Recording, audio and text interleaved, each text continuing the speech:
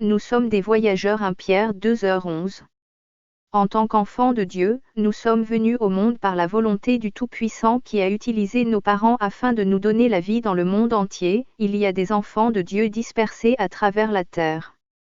Si par exemple, nous avons évolué dans une famille en France, nous serons, si nous ne veillions pas, influencés par la culture de ce pays. En France règne, de façon générale, dans le cœur des habitants, malgré eux, un esprit de rébellion face à toutes sortes d'autorités, une volonté de tout comprendre et déchiffrer par la science et la réflexion, un jugement assez rapide sur tous les individus autour d'eux, l'orgueil de la vie, le racisme, le stress, la peur, la comparaison et dans d'autres continents. Par exemple en Afrique règne la jalousie, la comparaison, un culte aux morts et aux idoles, la sorcellerie, la dot, l'animisme, la polygamie, la corruption, le racisme. Dans les autres continents, des choses semblables sont pratiquées.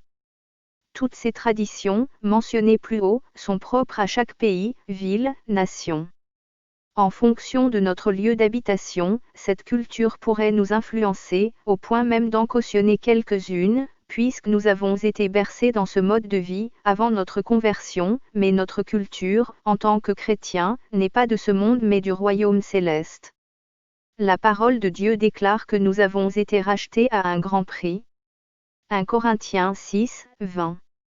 Le rachat exprime bien qu'avant d'avoir été vendus ou changés de royaume, à cause du péché, nous appartenions à notre Créateur, Jésus-Christ.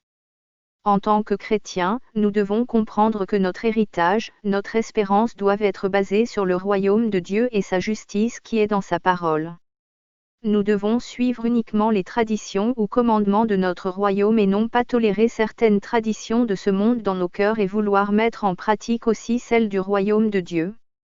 Les traditions de ce monde, qui sont ancrées dans nos cœurs, s'opposent à l'Esprit de Dieu et ne permettent pas une pleine éclosion de la vie en Christ.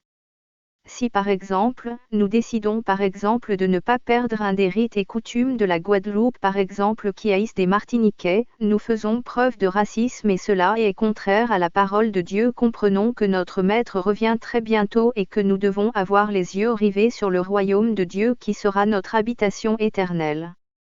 Abandonnons tout ce qui n'est pas de notre Dieu dans nos cœurs, rejetons toutes les traditions et coutumes de ce monde qui nous poussent à pécher devant notre Créateur. Soyez bénis et encouragés en Jésus-Christ notre Maître.